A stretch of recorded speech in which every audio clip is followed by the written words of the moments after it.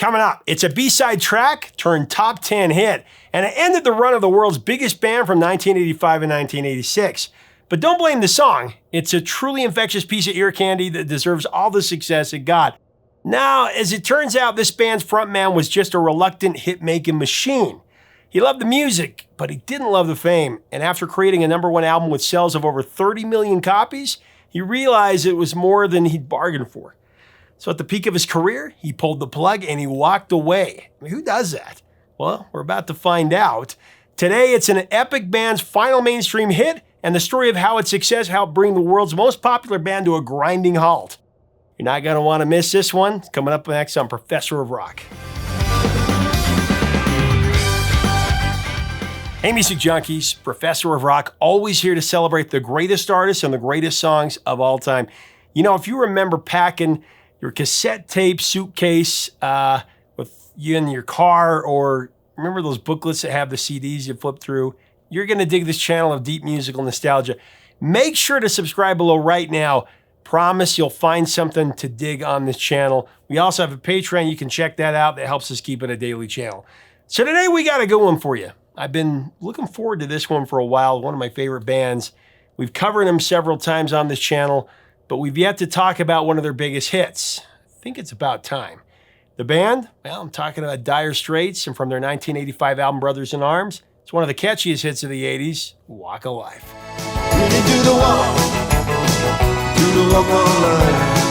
From the get-go in 1977, Dire Straits, and particularly frontman Mark Knopfler, had always been about the music. Knopfler, who cared little for the trappings of fame, was the band's driving force and steadily earned a reputation as a talented, top-tier artist who always put the music first, always. Even if it was at odds with mainstream radio tastes. Not that their music didn't have widespread appeal. I mean, by 1984, Dire Straits had assembled a catalog of 4 vital albums, all of which went to the top 5 in the UK. The list included their self-titled debut, and what a debut that was, from 1978, Communique in 1979, the great Making Movies in 1980, and Love Over Gold in 82, and hits like Sultans of Swing, Romeo and Juliet, and Private Investigations all broke the top 10 on the UK charts.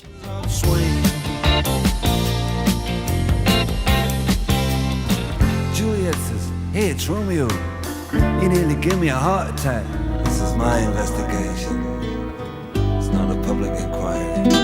Now here in the US, Dire Straits' early success was a little bit more tempered. Their debut record scored a #2 spot on the Billboard 200, while each of the next 3 albums turned in respectable top 20 rankings. Really though, their only mainstream hit was their breakout single Sultans of Swing, which reached #4 on the Hot 100, and was one of rock's biggest punches during the disco era.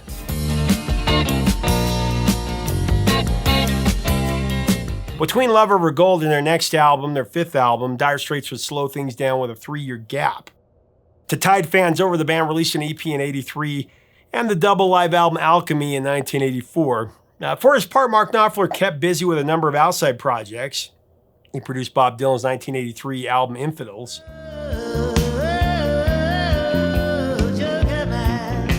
He wrote Tina Turner's comeback hit Private Dancer.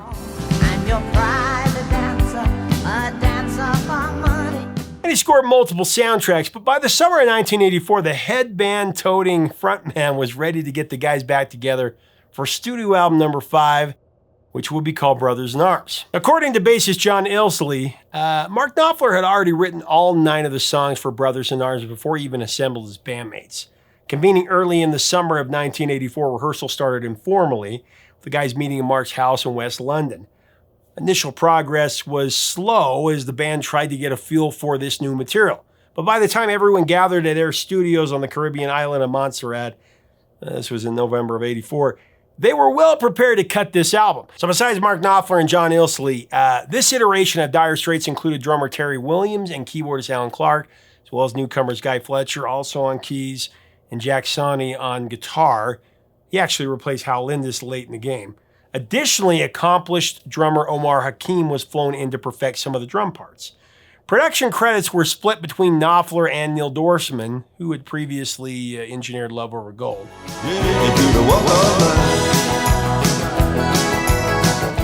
Brothers in Arms Man, spectacular album. It would be challenging for the band, though, because it was so eclectic. It had the guys switching between a number of different types of songs. In Illsley's words, it was an interesting mix of styles. You know, you had the infectious toe tapper, today's song, Walk of Life.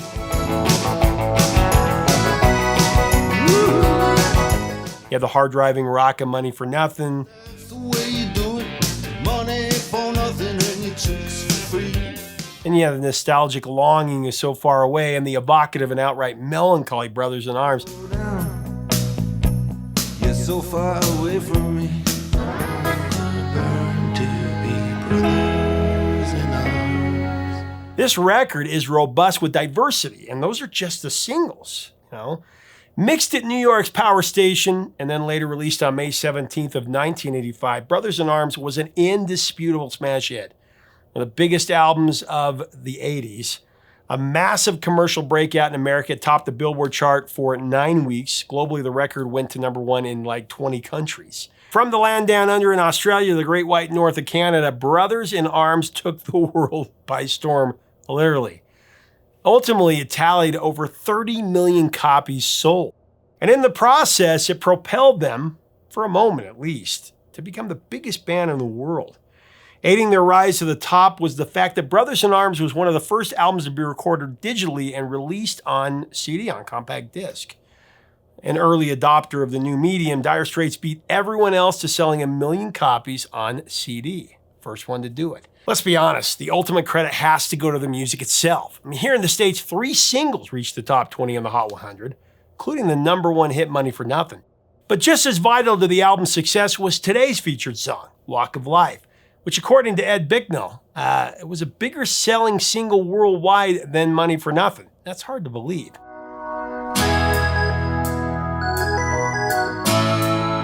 There's no denying it. The moment that Walk of Life's irresistible keyboard riff hits your ears, it's just game over. There's no going back. This song, it sucks you in, and from there it doesn't let up.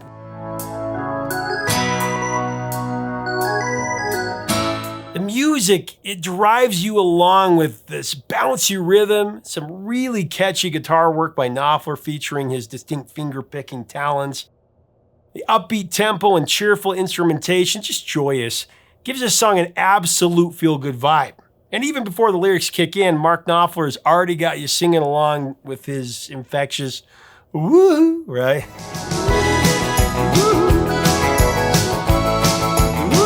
In the end, though, Mark Knopfler felt like he put too many woohoos in.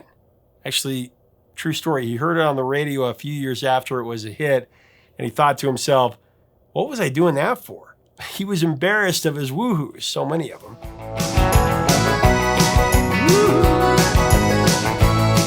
I know I get embarrassed by my woohoos. John Illsley called it pure, upbeat, innocent fun, and that's exactly what it is.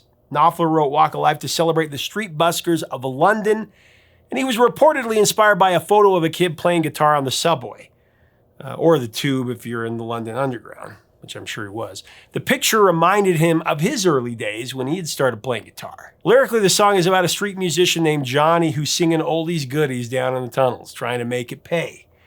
That is, he's busking famous blues and rock and roll classics trying to earn a living. His set list includes a host of old school standards, Bebop Alula by Gene Vincent and the Blue Caps, I Got a Woman and What Did I Say by Ray Charles, My Sweet Lovin' Woman by Robert Nighthawk, and Mac the Knife by Kurt Weill, later, of course, popularized by Louis Armstrong and Bobby Darin. And in fact, Johnny may even be a nod to Chuck Berry's Johnny Be Good, that's for sure. Bebop Alula, she's my baby. Well, I got a woman. What I say? I've got a sweet loving woman. That someone be Mac the Knife. Ringing a bell, go, go. Go, Johnny, go, go. As for the title of the song, Walk of Life, it can be taken at face value as a reference to Johnny's occupation. Or if you want to get a little meta, it can be interpreted as Johnny playing Walk of Life down in the subway tunnels. Here comes Johnny singing, gold is golden. Bebop Alula, baby, what I say. So as we continue to break down this song, I do want to mention our sponsor, Zenni Eyewear, that helps us keep this a daily channel. Right now, you can choose from a variety of frames and lenses without breaking the bank, from progressives to sunglasses to readers to migraine relief lenses, as well as Zenni's newest offering, IQ lenses that help shield your eyes from harmful UV light, blue light, also infrared exposure with their light adapting technology. You can get up to 80% off regular retail prices by clicking on our info button right up here. Here comes Johnny singing, I got a woman down in the tunnel trying to make. You know, the crazy thing is that Walk of Life almost didn't make it on to the album. Can you believe that? We've heard this before. According to John, Neil Dorsman didn't like it, and he felt it was too out of place with the rest of the songs. He didn't think it fit. So Mark actually pegged it as a B-side for So Far Away. However, while Dorsman and Knopfler were mixing it in New York, Ed Bicknell walked into the studio and heard it for the first time, and he told Mark that it had to go on the album. It was a surefire hit. Still, Neil wasn't convinced. So the band put it up to a vote, and they overruled their producer. Then and only then did Walk of Life get a slot on the LP, as well as a spot on the flip side of So Far Away. Said John Illsley about it, "I'm pleased that it did because with its humor, it brought some balance to the album. It was much needed." He got the action, he got the motion. Oh yeah. In hindsight, it seems like an obvious choice though. I mean, after all, Walk of Life was a top 10 crossover hit. Reached number 7 on the Hot 100, number 10 on the Cashbox chart, number 6 on the mainstream rock chart, and it actually went to number 4 on the AC chart.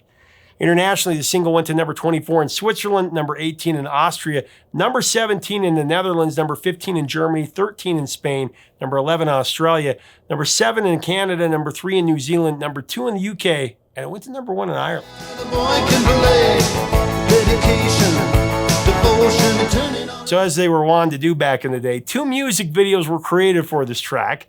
The first version that was distributed outside of the States showed Dire Straits in concert and Johnny busking in a subway station. Pretty literal.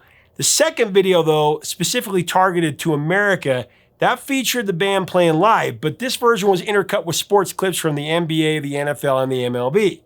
Said director Steven Johnson, "I went on tour with them to shoot live footage, and Mark Knopfler told me he wanted the video to have sports in it. So I wrangled all this funny sports footage with bloopers and the like."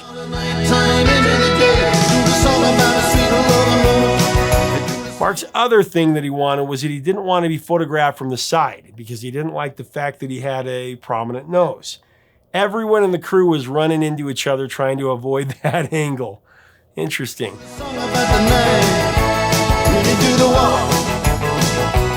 On April 25th, 1985, nearly a month before the release of the album, Dire Straits launched their Brothers in Arms tour, setting off in Yugoslavia. The tour boasted 248 shows across 23 countries, and it included a 14-night residency at Wembley Arena in London. Now, during their stay, they also walked across the parking lot to perform at Live Aid, where they shared the mic with Sting on Money for Nothing. A classic live version there.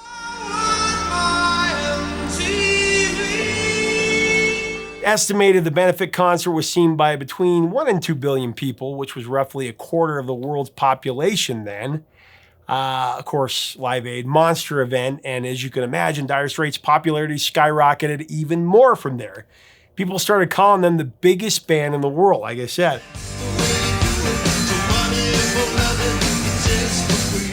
Reflecting on the Brothers in Arms tour, Illsley said, "Every one of the 248 concerts on the tour was completely sold out, most of them very quickly, and you can only speculate as to how much demand had been unmet. How many more stadiums might we have filled? No one said it, but all of us, I suspect, understood that it was never going to get any better than this." However, all that was more than Mark Knopfler wanted. As Dire Straits' global fame continued to grow, the frontman viewed their increased fortune with increasing alarm. All this talk about being the biggest band in the world, that was taking focus away from the music. So after the completion of the tour in April of 1986, Knopfler pulled the plug completely. Said Mark about it, and I quote, "What it seemed to me, this was the only intelligent thing to do. I didn't want to be that size. I can't think of anything good about fame." End of quote. And on another occasion, he called the Brothers in Arms era a really good run, but said it had all gotten to be too big to be authentic. Adding to the perspective, John said, "When the tour drew to its end, Mark and I were of the mind that the band was over. There had been no talk of the next album. The next tour, after almost 10 years on the road and being in and out of airports, hotels, tour buses, media functions, concert venues, and the like, there was no appetite for an immediate continuation of that grinding lifestyle. So in May of 1986, just weeks after the completion of the Brothers in Arms tour, Knopfler actually formed a different band, the Notting Hillbillies, a low-key country rock band. The lineup included Steve Phillips and Brendan Croker on guitar. There was Paul Franklin on steel guitar, Marcus Cliff on bass, Chris White on sax, Guy Fletcher, he was on keys, and Dire Straits manager Ed Bicknell was on drums. The ad hoc outfit released one album in 1990. It was called Missing, presumed having a good time. The band was never meant to be the commercial juggernaut that Dire Straits had become. Though their album did have a fair share of success internationally, at least. It went to the top 10 in Australia, New Zealand, and then across Europe, it went to number 2 in the UK. Your own sweet way. Knopfler also once again immersed himself in an eclectic mix of projects. He produced Randy Newman's 1988 Land of Dreams and played on other artists' records, including Sting, Thin Lizzy, and even Weird Al Yankovic. For all you 80s kids out there, Knopfler also wrote the score for the all-time fairy tale classic, The Princess Bride, in 1987. Sure you knew that. Come, my love, I'll tell you a tale. But then as the calendar flipped to the 90s, Mark Knopfler was itching to give Dire Straits one more go. Now that the fame and the bright lights had dimmed just a bit, he gathered up the boys for yet another album. This time the lineup was whittled down to the foursome of Knopfler, Ilsley, Clark, and Fletcher. And so in 1991, 6 years after the release of Brothers in Arms, Dire Straits dropped their 6th studio album, On Every Street. 3 singles would breach the top 10 on the U.S. mainstream rock charts, Calling Elvis, Heavy Fuel, and The Bug. To the phone, calling Elvis, you're all alone. Scotch all night, nicotine for breakfast just to put me right. Cause sometimes he on a Louisville slugger, sometimes he on a ball. Said John Ilsley about it, I guess On Every Street was never going to scale the heights of Brothers in Arms, but I'm very fond of that album. Reviews were mixed, but they always were, and that never bothered us. The proof was in the public reaction. The response was very positive. That public response was over 1 million copies sold in America and 15 million copies sold worldwide. And though On Every Street never got the exposure in the U.S. to match the rarefied success of Brothers in Arms, Ilsley said the band was more than happy with the results. I mean, if 15 million copies sold was a failure, they could cope with that. Then during the summer of 1991, Dire Straits embarked on a giant comeback tour, playing 229 shows across 19 countries. However, that comeback was to be short-lived. And once again, after the tour came to an end, Mark Knopfler had his sights set on a new horizon. He was, according to John, moving on in a different direction, and he wanted to put that machine away. Dire Straits would wind down with 2 more live albums after On Every Street, On the Night in May 1993 and live at the BBC in June of 95. Then each band member went their own way. With Dire Straits now permanently positioned in the rearview mirror, Knopfler embarked on a solo career in 96. To date, he's released 10 studio albums. His most recent in 2024, and he's continued to collaborate with other artists, including Emmylou Harris. Perhaps not surprisingly, when Dire Straits was inducted into the Rock and Roll Hall of Fame in 2018, the frontman from the world's one-time biggest band was nowhere to be found. For Knopfler, that chapter was over and it was done with. Playing intermediary, John Ilsley said that Mark just didn't feel like coming. It's as simple as that. It just didn't appeal to him. That's cool. Mark Knopfler had long since decided to follow his own path, his own walk of life, as it were. And you got to respect that. I don't think there are many people, after holding the world in their hands, could give it up so easily. But for Mark, it was always about the music, and it was never about the fame and the accolades, right? Said the former Dire Straits frontman, and I quote, "Those Dire Straits songs walked away from me long ago. They belong to you now." It's really cool.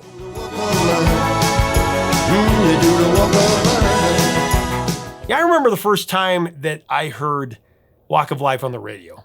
For about 15 seconds, I thought it was a new Springsteen single because it was kind of in the vein of, Glory Days or Dancing in the Dark. In closing, I have to say the end line is pure poetry and pure Knopfler, really. It's just perfect for the moment that we're in right now. You know, Mark sings, and after all the violence and double talk, there's just a song and all the trouble and the strife. You do the walk, yeah, you do the walk of life. Thanks, Mark.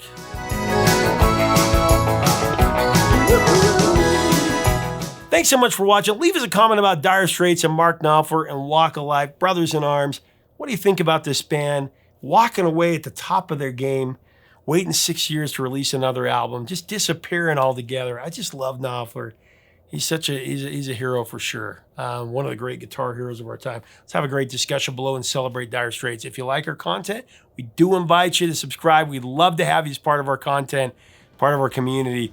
Till next time, especially today, 3 chords and the truth, my friends.